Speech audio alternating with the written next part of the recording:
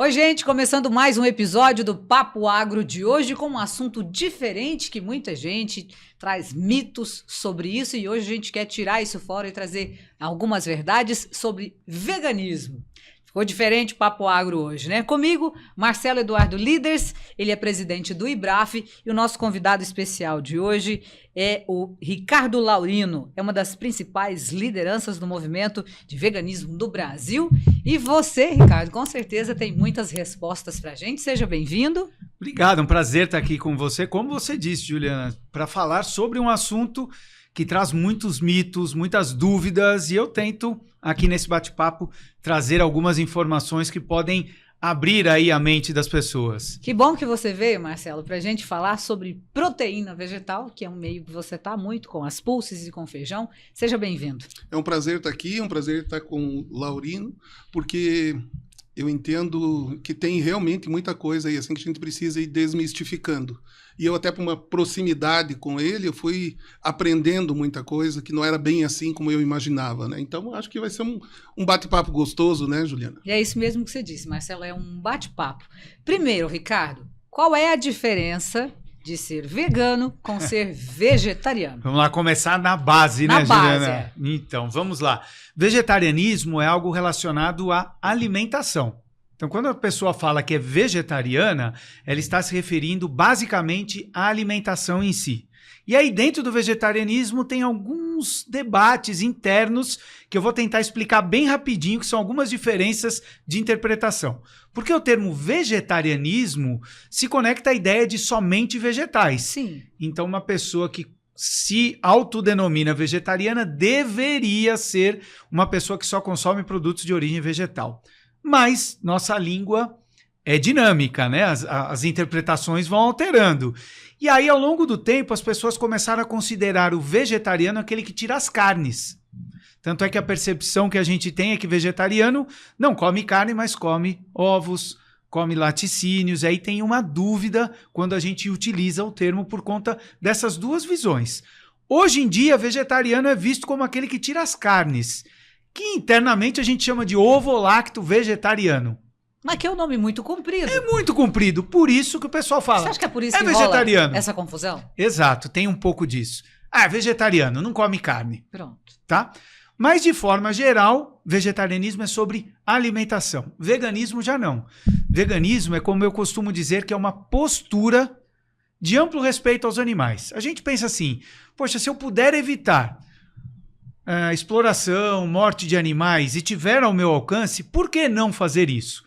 Então, veganismo é uma postura de respeito aos animais que se reflete nas nossas escolhas, na alimentação, no vestuário, no lazer, no cosmético que a gente compra, que a gente vai evitar teste em animal e assim por diante. Então, por isso que o vegano não come nada de origem animal, mas também não usa nada de origem animal. Tem muita gente, Ricardo, que está se auto-intitulando vegano, mas não sabe muito bem o que é. Você acha que falta informação nessa área? Eu acho área? Normal isso, Juliana, porque é um movimento, ainda que a ideia não é tão nova, desde o início a gente se questiona como a gente deve se relacionar com os animais, e isso é super natural do ser humano, né? A gente se questiona em tudo.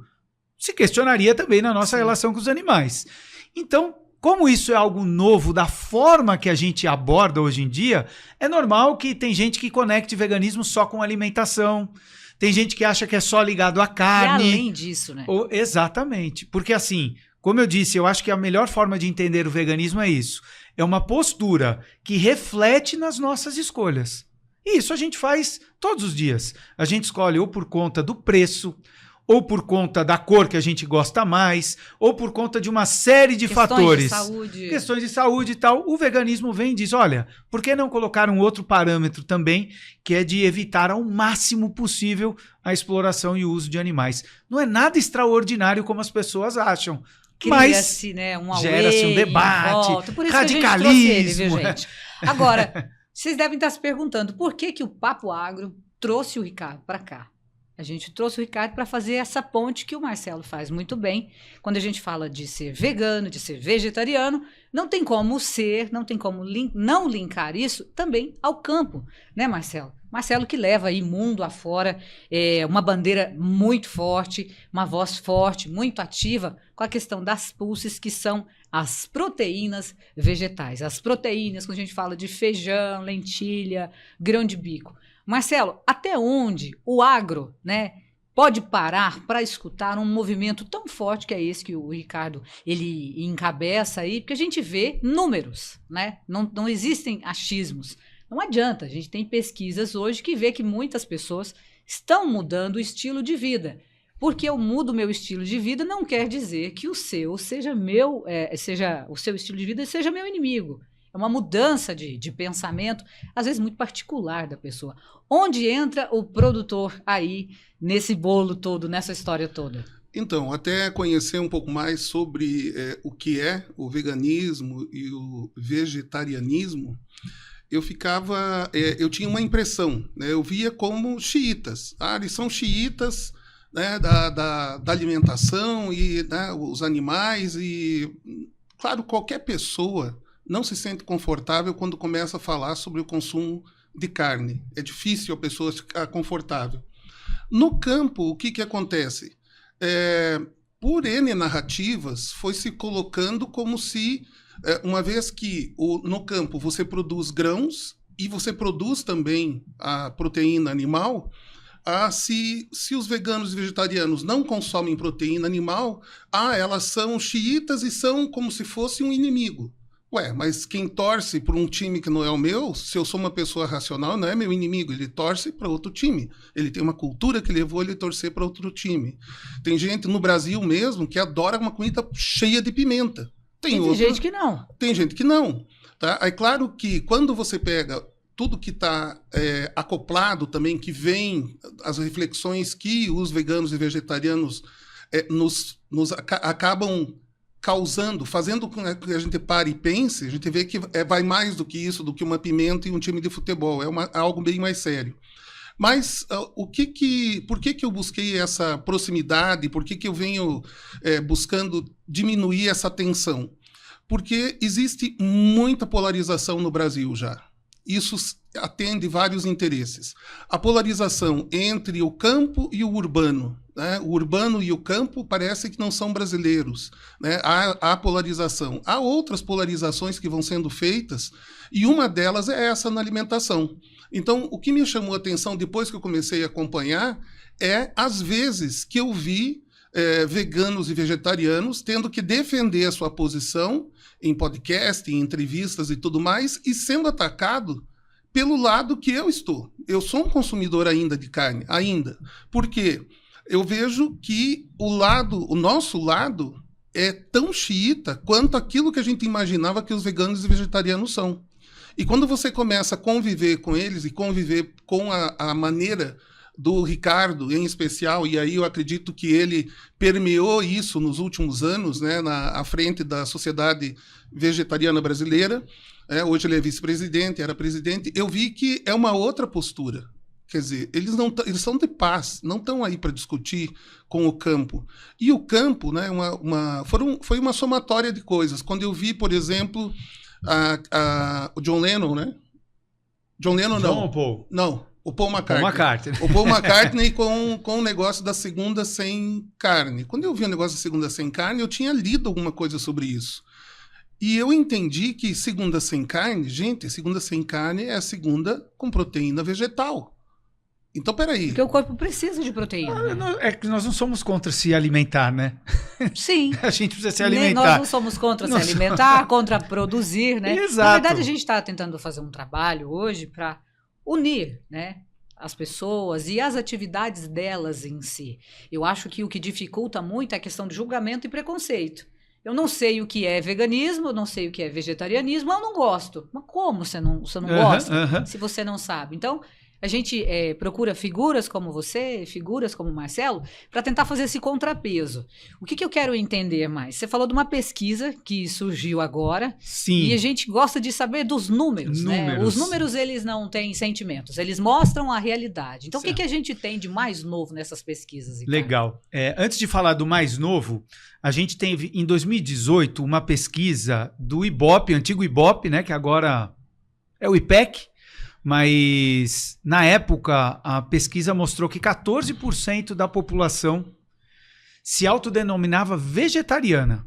14%. Se a gente pensar o número de habitantes que a gente tem, e aí entra naquilo que você falou, Juliana, às vezes a pessoa se auto-intitula e às vezes não sabe exatamente o que é aquilo, mas ela se sente pertencente àquilo. Aham. E isso faz parte do próprio ela se movimento. Identifica. Exatamente. Então a gente está falando aí próximo de 30 milhões de pessoas que se auto-intitulavam vegetarianas. É muita gente? É muita gente.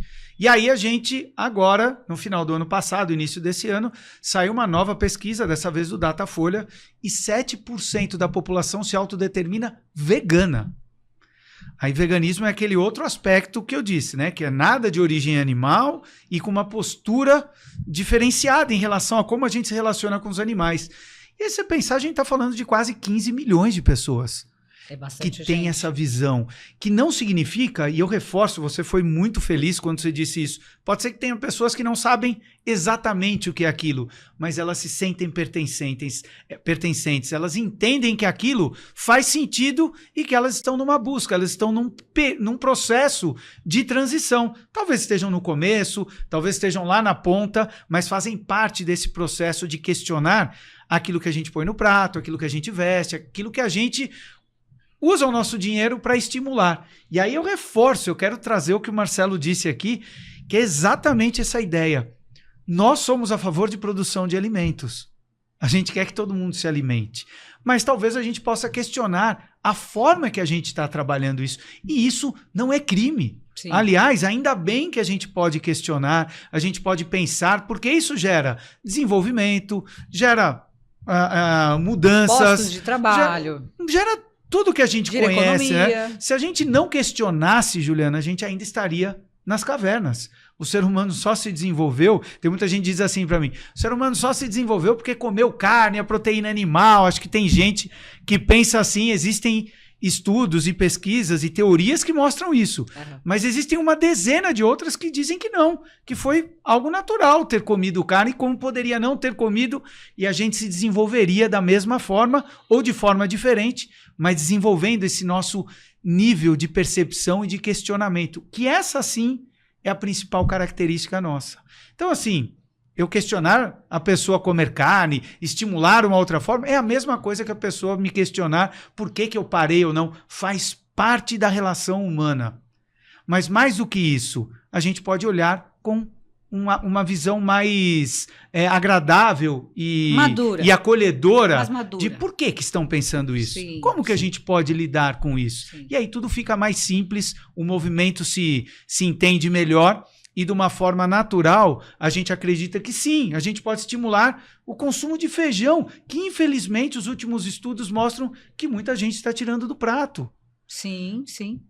O consumo de vegetais, infelizmente, está agregado muitas vezes ao sanduíche, ao que vai dentro do sanduíche. As crianças estão perdendo o costume de consumir o vegetal, os legumes, as verduras. A comida de verdade, né? Exatamente. Comida de verdade. Então, por que não a gente agregar tudo isso e transformar em algo que traz benefícios para quem está no campo, para a saúde das pessoas, para o meio ambiente e, por que não, sem julgamento, mas também da nossa relação com os animais. Olha, o Ricardo trouxe um dado importante, a gente fala em 30 milhões de pessoas, que é muita gente, né? Agora eu vou linkar com o agro, tá? Que é o ambiente que eu tô, que é o ambiente que eu valorizo muito e dei voz para ele. Quando a gente fala, Marcelo, de alimentar 30 milhões de pessoas com proteína vegetal, a gente está num país que tem uma capacidade de produção fantástica. Como é que a gente faz esse link? Como o produtor rural, o produtor de grãos, né, do agroalimento, ele pode se beneficiar desse mercado que só cresce cada vez mais. O mercado de veganos e vegetarianos, ele tem só aumentado. Bom, existem várias formas. Eu destacaria duas. A primeira delas é O Ricardo mencionou que em 2018 chegaram à conclusão que eram cerca de 30 milhões. Essa pesquisa última, vocês têm um número mais... De vegetarianos não foi feita. De vegetariano, lembrando aquela diferença, né? Vegetariano é a pessoa que fala, tirei as carnes. Sim. Né? Então ela pode ainda estar consumindo laticínios, ovos. A de vegano não. A de vegano já era pessoas que tiraram por completo os produtos de origem animal. Aí são 7%. Então a gente tem dois números muito fortes ligados a uma nova percepção de alimentação, né? Do que coloca no prato. Mas com um detalhe, a gente tem outros estudos, como o de 2021 do IPEC, em que 1/3 da população respondeu que estava reduzindo o consumo de carne. É interessante porque quando as pessoas dizem isso, quando a gente diz isso, as pessoas falam, mas peraí, está aumentando o consumo de carne no Brasil e no mundo, e como é que você está falando isso? Aí é interessante a gente entender o que a pesquisa demonstra. É que antes a gente tinha uma população que não tinha acesso à carne. Então hoje, com as pessoas tendo, ainda que a gente vem de uma crise e tudo mais, mas quando a gente olha para décadas atrás, muita gente sequer tinha a possibilidade de pensar em colocar carne no prato. Hoje as pessoas têm cada vez mais, com oscilações de tempos em tempos, a gente está vendo isso acontecer, mas quando a gente compara lá para trás, não, muita gente não tinha carne no prato. Hoje tem. Hoje tem essa condição. E aí a gente vê o consumo de carne crescer, mas também o consumo de pessoas que antes consumiam e que hoje querem parar de consumir, também crescendo. Então é por isso que os dois... E aí tem muita gente que se questiona, mas como assim? Não faz sentido. Faz sentido, porque é o crescimento, a condição das pessoas comprarem carne que antes não conseguiam e uma parcela de população que consumia, que tinha acesso, que hoje começa a questionar aquilo que coloca no prato. É interessante como a sociedade não é tudo de um lado, né? Por isso que pesquisa a gente tem que tomar cuidado. Sim. E não pode ser, né? Tem porque que as ver coisas... a fonte, né? A gente tem, isso é uma realidade, tá? Eu venho de TV e acompanho isso há anos, venho de rádio e TV, você também. Existem pesquisas que são pagas. A gente não sabe até onde vai, né, a idoneidade desses centros de pesquisa e tudo mais. Quando a gente fala de Ibope, a gente sente um pouco mais de confiança, né? Sim. Mudou agora o nome. Mas a gente quer ver coisas reais. O que interessa mais, Marcelo, é a gente tentar levar para as pessoas que isso não vai atrapalhar o negócio delas lá no campo. Sempre vão existir pessoas que vão comer carne ao redor do mundo, vão existir pessoas que pensam diferente de mim, de você e do Ricardo. Então sempre vão existir pessoas que vão preferir a proteína vegetal. Seja por quê? Porque de repente essa geração ela foi criada assim. Dentro de casa, os pais aderiram e ela nunca comeu carne. Ou então ela teve um problema de saúde. E aí ela era vegana e passou a comer carne. A nossa vida ela é de fases, ela vai mudando. Inclusive com a nossa maturidade, com os anos se passando, né, Ricardo? A gente também pode mudar de opinião. Então é interessante a gente ter informação e não achar que todo mundo é inimigo. Não é porque o mercado vegano é inimigo do agro. Não é assim, né, Marcelo? De maneira nenhuma. Pelo contrário, né? Pelo contrário. Veja só, numa reflexão que a gente fez, quando o número, alguma coisa então ao redor de 30 milhões, vamos pegar 30 milhões. Vamos supor que as pessoas que evitam a carne ou são vegetarianas ou veganas, né, somando, elas evitam a carne, então elas são consumidoras de pulses. A lentilha e o grão de bico são mais caros. Então, o acesso que as pessoas mais têm, o pulse mais disponível que existe, é o feijão, depois a ervilha. Então, essas pessoas, se elas consomem, a proteína delas é dos vegetais, ela vai consumir mais pulses, ou mais proteína vegetal. E daí pode ser, tem uma série de alimentos, mas principalmente esses. Em conversas com o Ricardo, em conversas com a Mônica em São Paulo, que é presidente agora, a gente foi chegando à conclusão que o vegetariano, o vegano, ele deve consumir o dobro do que uma pessoa que tem proteína animal na sua alimentação, o dobro de feijões. Para facilitar, como eu não sou bom em matemática, né, eu peguei então 20 quilos e vamos pegar 30 milhões. Ora, isso dá 600 mil toneladas de feijão por ano. De 3 milhões é 20%. Então, eu não tenho hoje dúvida nenhuma que os veganos vegetarianos só de feijão, porque se você for buscar os outros, são consumidores de brócolis, são maiores consumidores de couve-flor, são maiores consumidores de alface, rabanete, toda essa diversidade toda faz parte do dia a dia deles, porque é aí que vem os sabores e vem a compensação, né, da pessoa ter uma alimentação equilibrada. Ela vai buscar nesses alimentos. Então, quando a gente olha lá do ponto de vista do produtor, nós estamos falando de um cliente. Espera aí, ele gosta disso. Então, e existem, não sei se o termo está sendo usado ou não, né? A gente fala porque é meio engraçado, né? Existem os flexitarianos, flexitarianos. Né? Tem que isso, daí Ricardo. Que é esse do 1/3, né? Que eu comentei de pessoas que estão reduzindo que de não forma sei se consciente. Vou, se fico. Tô reduzindo. Tô reduzindo. comia Tô vendo assim, o que dá. Tô vendo que dá. comia todo dia, agora só come 2 vezes por semana, não importa. Então, todo esse movimento, o que é interessante frisar é respeito. Respeito. A gente pode respeitar como a gente é respeitado.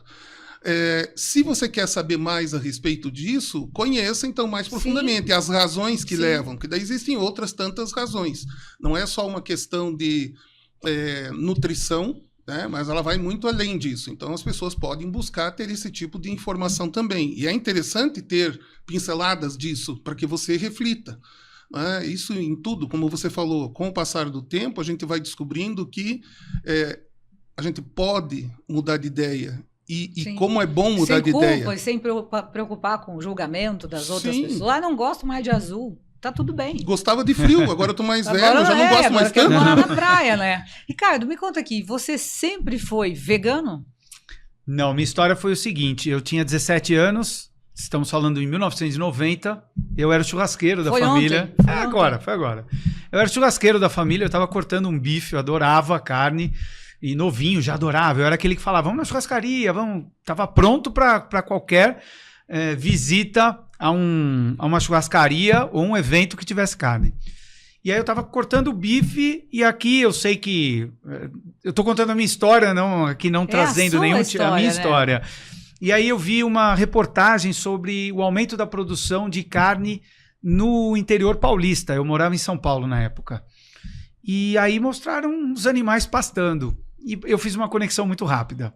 Eu tava cortando o bife, vi o animal, aquilo... Mexeu comigo, eu falei, não vou comer mais. E aí em 2000, ali eu tirei as carnes do prato, de um dia para o outro. E aí em 2003... Só vermelha ou as brancas também? Todas as carnes, peixe, frango, todas, parei.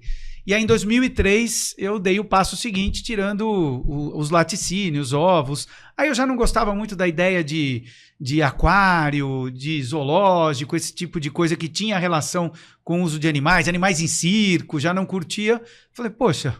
Acho que eu sou vegano e não sabia, né? E aí foi que eu avancei em 2003. Foi uma questão interna sua? Foi algo interno. Aquilo veio. Eu acho que isso é interessante, Juliana, porque a gente nunca entende exatamente como são os processos nossos quando a gente olha lá para trás. A gente destaca algumas coisas. Sim.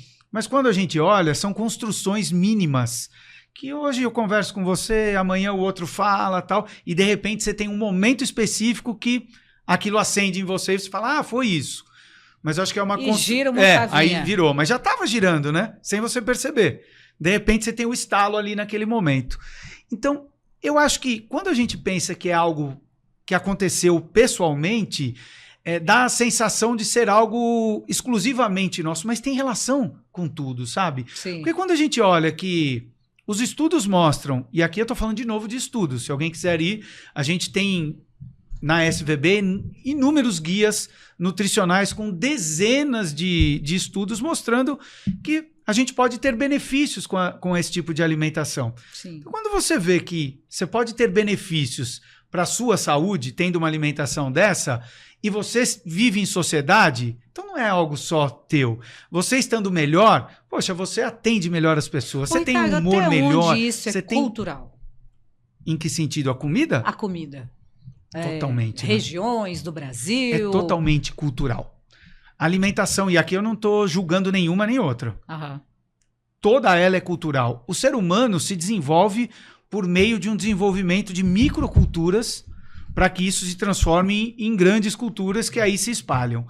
A alimentação, se você olha para todo lado, quando uma pessoa diz assim, mas lá na China comem cachorro, é cultural. Eu não tenho coragem de comer cachorro. Pois é. Eu poderia seguir aqui nessa questão, né? Exato, né? Exato. É bem por aí, né? Aí tem gente que fala, tem gente que usa isso como um argumento contra o veganismo. De tipo, mas vocês estão com pena do boi, vocês querem respeitar o porco, a galinha, que frescura, lá comem cachorro, é cultural. Eu falo, exato, é cultural. Se é cultural, a gente pode mudar a forma de lidar com as questões, porque é cultural. E a cultura da cultura é a transformação. Sim. Pensa bem, quando falam assim, não, mas tal atividade já tem 200 anos. Só 200 anos? Porque o ser humano já... Sim. Mas comer carne já há milhares, milhões de anos.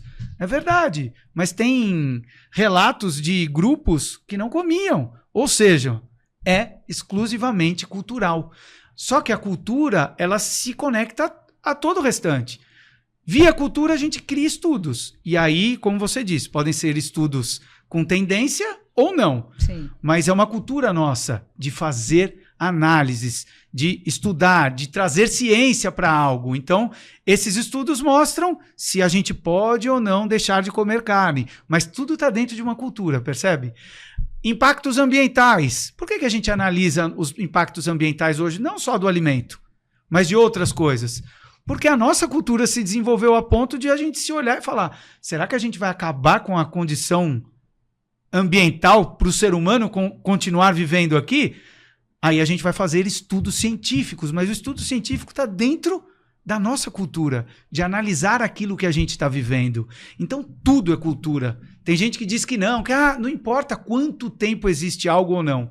O fato é que a nossa capacidade de analisar e criar novas formas de lidar com um aspecto, com um ponto da nossa vida, é que faz a característica principal do ser humano de se desenvolver. E esse desenvolvimento cria culturas. A gente transmite para gerações em gerações e assim por diante. Mas sempre com a possibilidade de mudar, né? Então, aquilo que respondia durante 500 anos da nossa história começa a ser questionado e a gente fala, isso talvez não vale a pena. E eu não preciso citar aqui, né, Juliana, a nossa relação com as mulheres, a nossa relação da escravidão, a nossa relação do sexismo que eu comentei, homofobia e tantas outras que durante um período eram levadas como se fosse normal.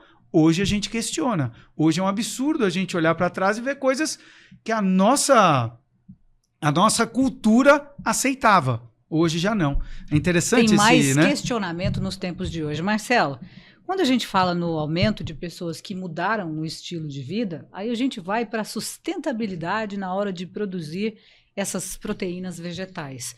A gente precisa agora, então, olhar mais para a forma de produzir feijão, grão de bico, lentilha. Na prática, quanto tempo você acha que vai levar para a gente conseguir alavancar isso com mais força, né? Ter mais minhoca na terra, digamos assim.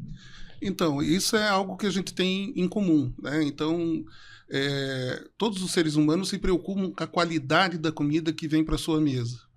Se fosse possível, eu acredito que todo mundo buscaria alimento orgânico. Mas, infelizmente, você não consegue produzir 100% do feijão que é consumido no Brasil orgânico, 100% do arroz, enfim, de todos os outros alimentos.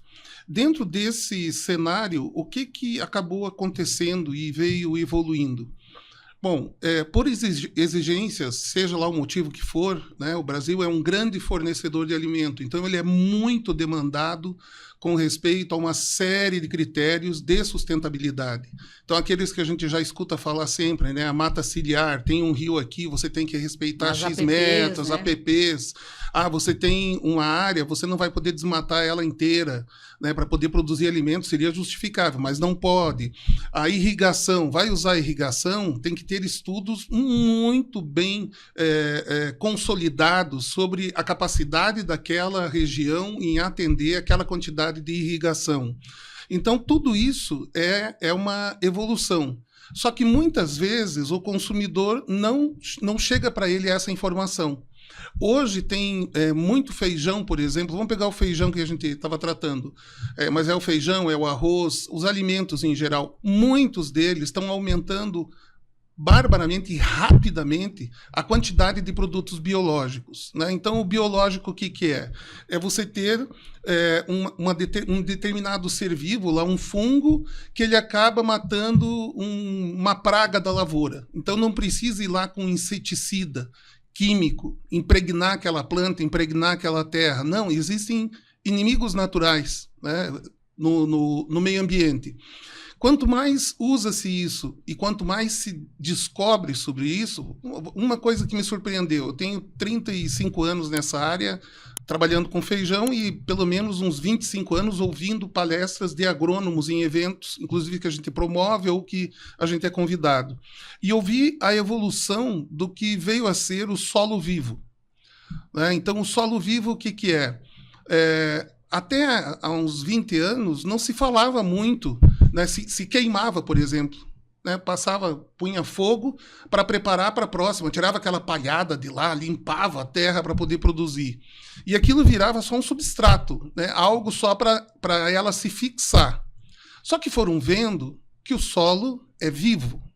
Então, a gente brinca, né? Um solo que tem minhoca. O solo que tem minhoca, ele tem bilhões de seres vivos e a minhoca seria aquele que a gente percebe, que a gente vê melhor. Que é um termômetro. É um termômetro. Da saúde Existe da terra. todo um processo muito interessante de a gente entender, né? De como é que a planta consegue, por exemplo, receber o magnésio que está na terra, ou o zinco que está lá, e colocar ele dentro do grãozinho de feijão. Como é que é feito isso? Precisa de micro-organismos.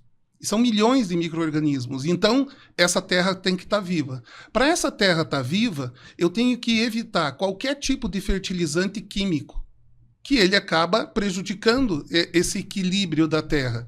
Então, hoje a gente vê figuras como o Laércio, né, aqui do interior do Paraná, da região de Mangueirinha. As plantas de serviço? As plantas de serviço que ele fala. Então, o que a gente vê? Olha a alegria dele, o olho dele brilha quando ele pega lá, tira aquela palhada, que é um processo para ter aquela palhada. Tem época que ele planta alguma coisa para fazer aquela proteção. E Laércio é uma figura fortíssima dentro do agro, que ele segue essa questão dos princípios que vocês, né, dos veganos, eles seguem. Eu não conheço o trabalho dele, mas vou tentar. Ele é do agro, é uma figura fortíssima, respeitadíssimo, e ele segue esse viés de ser mais natural, de fazer rotação de cultura, de colocar o meio ambiente para trabalhar ali de forma projetada e estratégica. Não tem briga, né, Marcelo? Não. E o Laércio é uma das pessoas, porque eu tenho encontrado cada vez mais alguns, e a gente tem que ser muito, muito transparente aqui, muito direto, alguns é por uma questão até de terem descoberto que o processo acaba não só beneficiando ali o meio ambiente, mas acaba beneficiando o próprio custo final da mercadoria. Dá muito trabalho, existem outros custos, né? Mas daí ele não usa um produto químico, mas ele vai ter uma palhada melhor. Para ter a palhada, ele vai ter que plantar essa palhada. Mas o equilíbrio, eu ouvi, né? Primeiro eu ia falar do olho brilhando do Laércio, né? E assim eu já vi outros, sabe? Brilha o olho. Olha, tem minhoca aqui, certo? O que significa isso? É uma reversão, é uma regeneração daquela terra. Né? A saúde do solo. A saúde do solo. E tem outros, né? Tem um senhor do norte de Santa Catarina que eu estava conversando com ele por telefone e ele relatou rapidamente assim, ele disse que com 12 anos de idade, eu vinha nessa fazenda que eu estou aqui hoje, e hoje ele tem 60 e tantos, eu vinha com meu pai, e enquanto meu pai trabalhava aqui com as máquinas e plantava, eu ia nos córregos que tinha lá e pescava. Diz ele, com o passar do tempo, ele ficou adulto, foi utilizando a agricultura que estava aí, disponível, a Revolução Verde, que veio lá, década de 70, 80, né, os produtos químicos, etc. E desapareceram os peixes. Junto com o peixinho que desapareceu, desapareceram uma série de aves. Junto com as aves, foi desequilibrando, foram desaparecendo. O que aconteceu? A partir de um certo momento, ele teve um equilíbrio financeiro e ele disse assim, existe esse pessoal aí que está falando da regeneração, eu vou começar a fazer uma transformação. Isso é um processo, você não faz de um ano para o outro. Leva anos, né? Leva anos. Aí, e ele disse assim, Marcelo, para resumir a ópera, hoje o meu neto tem 12 anos e ele pesca nessa fazenda que eu pescava. O meu filho não pescou. Não tinha peixe aqui. O meu neto pesca. Então ele precisou de uma geração inteira. E aí, Uma o que mudança é a de conclusão? pensamento. O nosso consumidor, principalmente olhando por esse viés que a gente está olhando hoje aqui do veganismo, esse consumidor precisa saber que existe distinção, que existe um esforço que está sendo feito, né? Seja pela soja, seja pelo algodão, todo mundo exige lá fora. E essa mesma terra é plantado feijão. Ora, será que a gente não pode contar para os consumidores, aqui tem uma história, isso é rastreabilidade, aqui tem uma história desse produto. Essa história aqui é assim, assim, assado, o nome dele é o seu João, o seu Laércio, identidade, a identidade. Então, dá uma indicação geográfica, dá a rastreabilidade, contar de onde veio. E essa pessoa tem a responsabilidade que pode ser conferida, né, certificada ou não, mas ele tem a responsabilidade de entregar aquilo que ele está se comprometendo. Então, por que não organizar essas peças no tabuleiro? A gente precisa diminuir a tensão que eu comentei entre o rural e o urbano. A gente precisa preservar o meio ambiente. A gente precisa, nessa preservação do meio ambiente, sem perder volume de alimento, porque se perder volume de alimento, aumenta o preço. E, por outro lado, nós temos aliados que a gente não estava conversando. Então, ouvir, por exemplo, os veganos, é o que a gente vem procurando fazer, é ouvir. Tá, isso é importante para você? É importante, daqui a pouco pode ser que tenha alguma coisa, nunca falamos sobre isso, mas, olha, se não for uma embalagem plástica é melhor. Pode ser, não sei. Pode ser algum critério. Precisa ser certo? Ouvir, né, para saber qual a necessidade lá do outro lado. E, né? e ele do outro lado vai estar ouvindo o que está se produzindo, como é que está se produzindo. O Paraná, só para abrir um parênteses rapidinho, Ricardo, o Paraná produz 70% do feijão preto do Brasil. Então isso significa que 70% das feijoadas servidas no Brasil por chefes famosos, quarta e sábado, por exemplo, em São Paulo, 7 em cada 10 pratos saem do Paraná. No Rio de Janeiro, fazem lá a feijoada do sábado, que é para arrecadar fundos nas escolas de samba para o carnaval. Então, 7 em cada 10 feijoadas do Rio de Janeiro do carnaval sai do Paraná. Será que o nosso produtor sabe? Será que ele tem orgulho disso? Será que o consumidor lá sabe? Ele tem orgulho de saber que a variedade X ou Y de feijão é melhor para fazer feijoada, a outra é melhor para fazer o dia a dia. Seja o que for. E tem a feijoada vegana. Eu ia falar, que é uma... Já comeu, Juliana? O que vai? Depende. Tem várias formas. Dá para fazer mais raiz, que aí você coloca mais... Eu experimento um monte de coisa vegana. Eu amo experimentar coisas É uma delícia. Não, feijoada vegana fica bem feita, claro, como qualquer, né? Tem gente que fala assim, comi uma muito ruim. Eu falei, quando eu comi a carne, eu já comi feijoada ruim também. Não querendo levar pra carne, mas já levou. É igual buchada de bode, meu povo. É igual rabada, tu tem que saber fazer. Então. Senão... Mas a feijoada vegana tem a mais raiz, que você coloca mais... vegetais mesmo in natura, então você coloca lá uma abobrinha, você pode colocar um tofu, que não é tão in natura, mas é bem... Mas você tem as carnes vegetais, que também é um debate, que tem gente que não gosta, que usa o termo, se quiser a gente pode até falar sobre isso, que eu acho importante, até para explicar esse ponto, mas fica uma delícia. É incrível, mas muita gente faltam que muitas come... ações também. Aproveitar que nós estamos com o vice-presidente aqui. Sim. Precisa ter mais ações. Mas eles trabalham muito. É impressionante. Você tem que ver as ações eles fazendo na Avenida Paulista. Olha, não, a gente faz muita coisa. Né? A gente faz...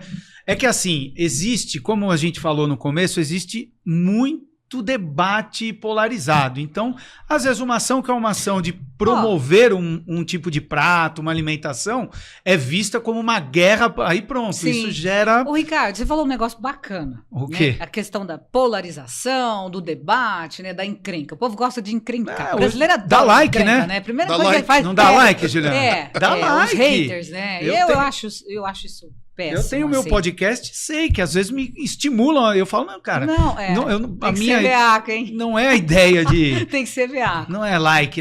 Não está escrito em nenhum lugar que a roça, o campo, é inimiga, né? São inimigos da cidade. Mas as pessoas têm uma nuvem em cima disso que não, que, né, o agro ele é inimigo da cidade. O agro é destruidor. E tal. Vou dizer o que eu sinto muito, Juliana. Por exemplo, eu como vegano é natural, e aqui eu falo de forma tranquila, eu acho, como eu disse, é normal, eu tenho que ouvir as visões de vocês e eu vou falar a minha, faz parte, né? Então, assim, eu estimulo as pessoas a repensarem o que colocam no prato. Sim. Por conta de vários motivos. O primeiro, pela questão animal e tal. Né? Sim, eu acho que a gente vive num mundo onde é normal a gente ter essas trocas. Sim. Então, o que acontece?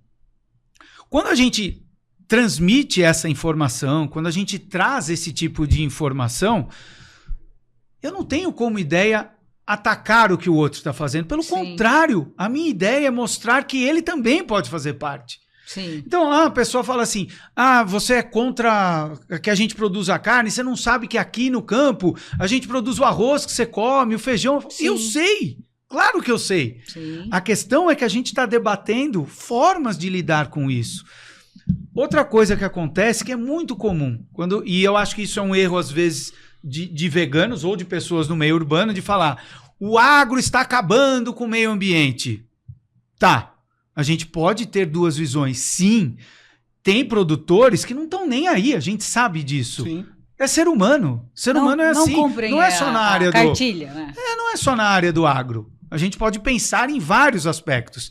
É que na questão ambiental, por o Brasil ser um país que lida muito com o agro, é normal que o agro vai ser mais questionado. Sim, nossa do que você questionar. É fantástica. Exato, você vai questionar quem mais? É o maior. A nossa maior atividade é essa. Tá em destaque, é normal que ela vai ser mais questionada. E tem que ser assim mesmo. A gente não pode ficar melindrado. Sim. Porque isso que faz tem a coisa ser dito, né? É isso agora, mesmo. Ricardo, a roça não é inimiga da cidade. Alguém fala isso, tem essa névoa, esse clima.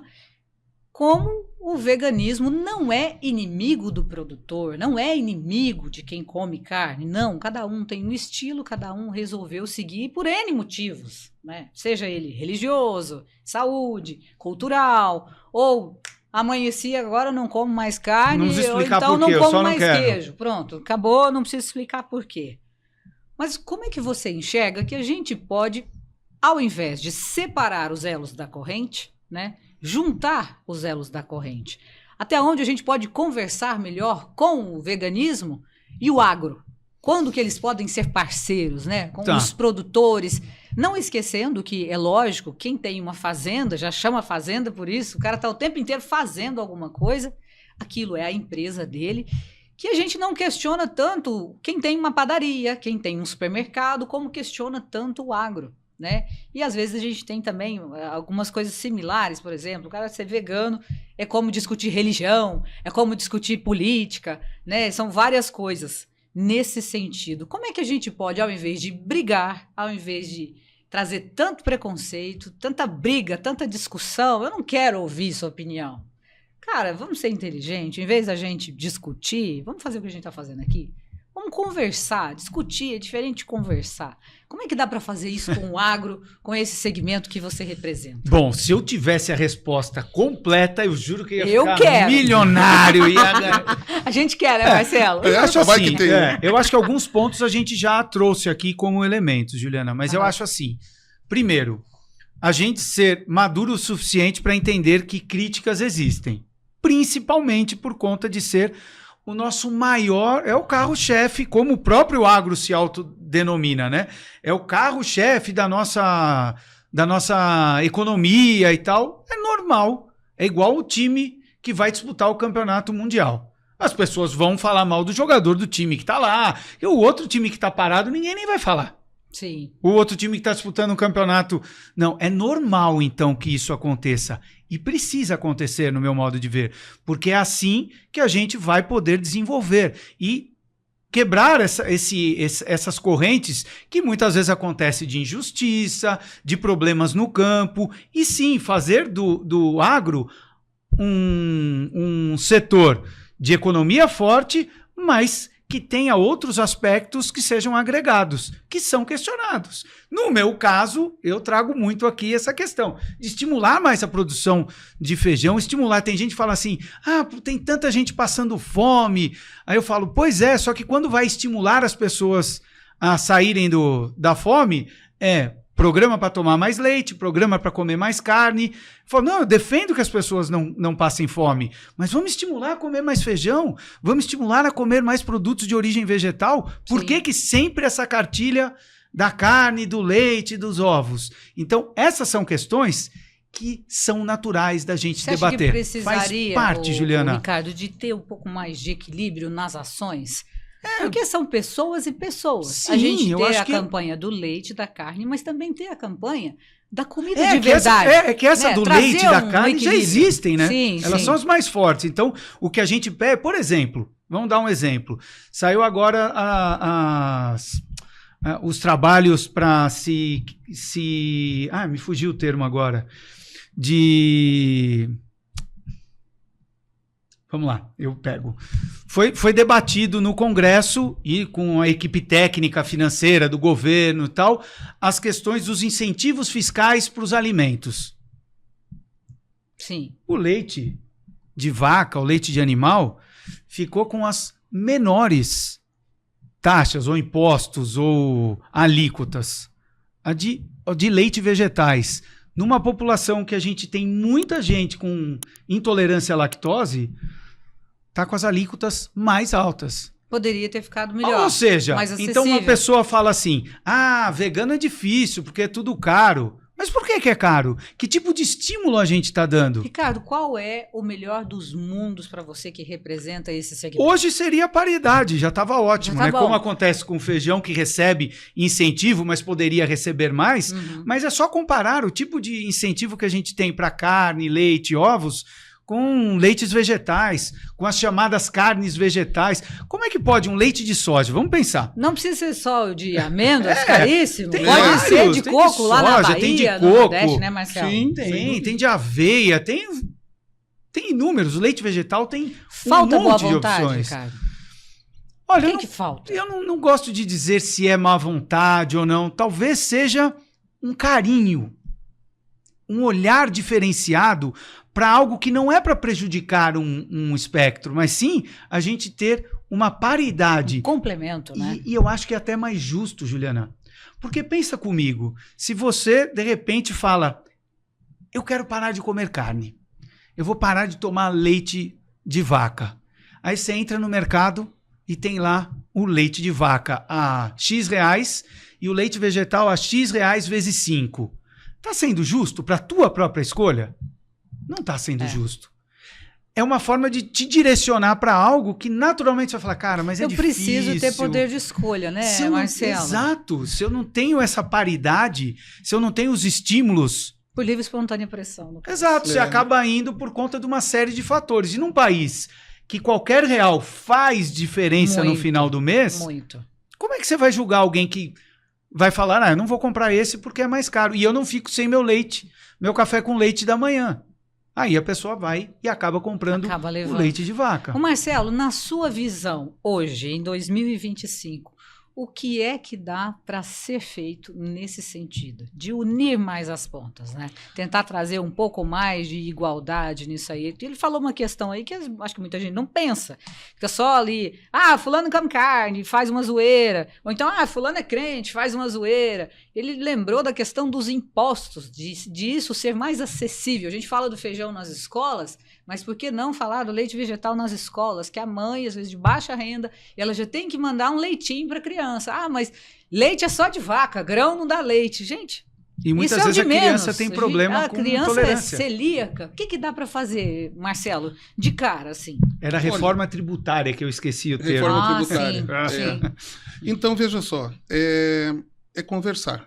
E lembrar que existe todo um arcabouço, né, há muitos anos está mais organizado alguns setores. O nosso setor do prato feito no Brasil não está organizado. Então, em vez de a gente ficar lá no WhatsApp xingando todo Nos mundo, grupos. porque isso está caro, porque isso é assim, porque isso... Então, eu vejo assim, a SVB arregaçando as mangas e eles têm uma pessoa em Brasília. Fazendo o quê? Verificando como é que estão as coisas lá, como é que está a merenda escolar, o que pode ser feito com respeito a isso. Então, por que não juntar esforços com eles? naquilo que nos interessa muito, que é a questão da merenda escolar, por exemplo. Ele levantou aí da tributação. Eu acho que sim, a gente precisa trabalhar nessa linha também. Somar esforços. E como é que você soma esforços? Conversando. Só que a gente fica buscando, eu imagino a vida de um dirigente da SVB, por exemplo, deve ser parecida com a do IBRAF. Você fica o tempo todo buscando como é que você vai viabilizar para fazer todas as coisas, que tudo tem custo. Como é que você viabiliza isso? Então, tem algumas coisas que eu imagino que é começar. Né? Goethe, que tem uma frase famosa, né, que diz que seja lá o que você sonhar, comece a fazer, comece, porque a partir do momento que você começou um processo, ou você vai ganhar atração, porque daí vem mais um, põe a mão, o outro vai ajudar. Tive conversando com o presidente da Associação Brasileira das Indústrias de Arroz. Nós temos muito em comum. Né? Não se conversa. Não se conversa? Não, até agora não. Então, por que não? Vamos juntar todo mundo aqui. Qual é o problema que a gente tem? Como é que a gente pode atender os vegetarianos e veganos? Qual é o desafio que eles têm? O desafio deles está aqui, está ali, está ali. Tá bom, então aqui nós vamos juntar esforços, concordam? Legal, então vamos ajudar aqui. Veganos e vegetarianos, como é que vocês podem ajudar nós? Qual é o problema que vocês têm? Não precisamos aumentar o consumo de feijão no Brasil. Quer alguém mais para fazer divulgação do que eles? Sim. O símbolo deles, eu sempre venho na cabeça aquele feijão. A gente tem um símbolo que é o feijão. Eles têm um símbolo que é um feijão. Super feijão. Uma diretora deles que faz questão, ela que veste aquela roupa, e ela vai lá, o Super Feijão, na Avenida Paulista. Podem procurar aí no Google que vocês vão ver feijão SVB Avenida Paulista. Ora, eles têm o símbolo de uma das frentes deles, é o feijão. Então não são eles, somos nós. Sim. É uma campanha nossa que eles estão fazendo lá. Então, por que não conversar e ir achando os pontos convergentes? Mas ele come carne e eu não como. Ou ele não come carne e eu como. Gente, vamos deixar isso aqui de lado. Vamos primeiro nos desafios que a gente tem. E depois a gente pode chegar ao conhecimento, à reflexão. Eu mudei tanto de ideia em 30 anos que eu não me reconheço às vezes. Mas por quê? Porque eu desconhecia. Então, o que eu vejo e exemplifico... Por isso que a gente paga língua. De vez em quando eu falo, tô pagando língua. Agora tô usando nude. E tomando leite de castanha, gente. Tá tomando leite vegetal? Com pão de queijo. Um pão de queijo. Já comeu pão de queijo vegano? Já comi. Já? A gente tem que experimentar. Sim, sim. E abrir a mente para as ideias novas. A nossa nova geração, tem muita gente que fala muito mal dessa nova geração, mas é uma geração que a gente tem muito mais tecnologia e muito mais informação. Né? E ela reflete a nossa Não dá para ficar educação. quadradão. Mas toda geração é questionada pela geração anterior. Sim. Eu lembro Sem quando perder os meus princípios. pais questionavam a minha geração. Faz parte disso. E eu queria aproveitar, já que a gente está falando de algo que é um debate que acontece muito Sim. entre veganos e produtores, né, de carne, leite e ovos, é sobre o termo, Juliana. Tem gente que não... porque Ele queria carne falar do termo dele, alguém vegetal, né? pegou. Quando entrou esse assunto, né, Aham. porque isso vem gerando debate. Eu sempre comento. A ideia não é fazer com que as pessoas se confundam, pelo contrário, é facilitar. Imagina que você vai comer um presunto de peito de peru. Sim. Você já viu esse termo no mercado? Presunto de peito de peru. Já viu? Já. Já viu? Já. Já. Não existe. Não existe Presunto de peito de peru não existe. O presunto é de carne de porco. Não existe peito de peru.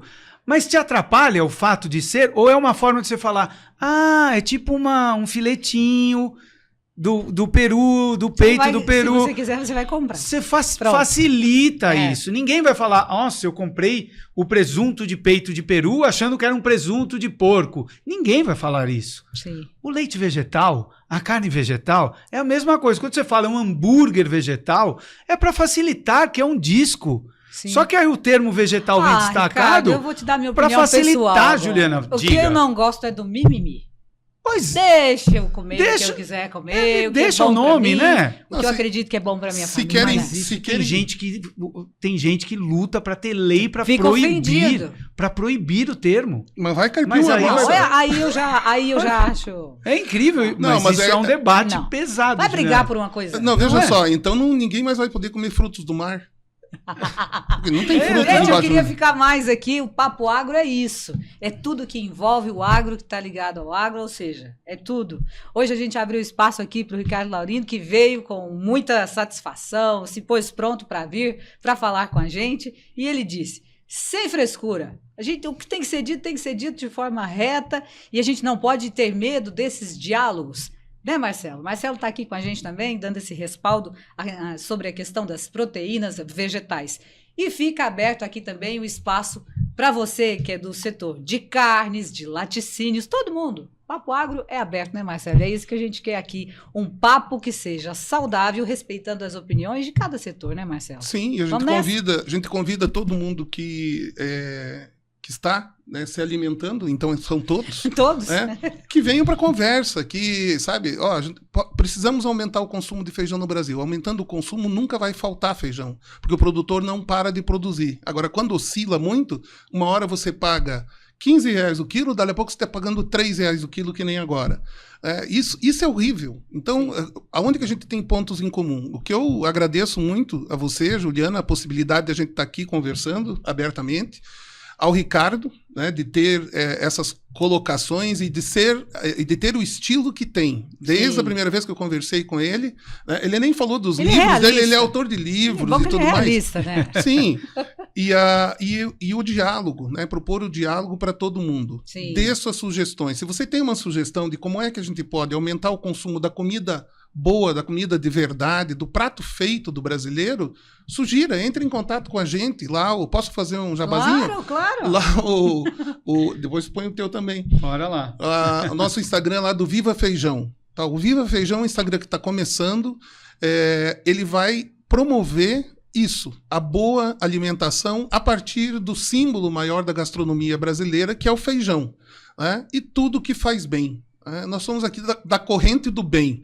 Não queremos briga com ninguém. Nós queremos só... E ajudar todo mundo. Lá no Viva Feijão, Ricardo, vai ter a feijoada com suíno e a feijoada vegana. Que eu já estou me autoconvidando para experimentar em qualquer restaurante do Brasil. Pode chamar que eu vou, que eu quero provar. Eu tenho certeza que você vai adorar. E eu quero também agradecer, Juliana. Eu sei que é um assunto que gera algumas polêmicas, mas né? Isso é bom, tem que esquentar, tem que ser dito, tem que ser falado. Faz parte.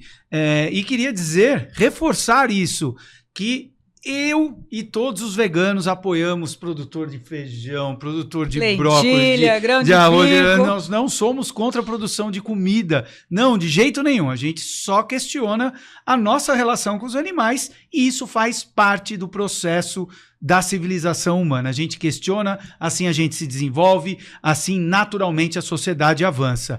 E, já que o Marcelo comentou, convido todos a seguirem a Sociedade Vegetariana no Instagram. svb.org.br é o nosso site, tem muita informação dos nossos trabalhos, nossos programas, e também quem quiser me seguir, quem quiser ir lá debater comigo, fica à vontade, é @Ricardo Laurino no Instagram, e eu tenho um podcast chamado Zona V, que aí como eu chamo, né? O seu podcast sobre veganismo e muito mais. Quem quiser saber, conhecer, tá mais do que convidado. Obrigado pela presença, Marcelo. Obrigada, Ricardo. E obrigado, muito obrigada a você que esteve aí com a gente hoje no nosso Papo Agro. Até a próxima.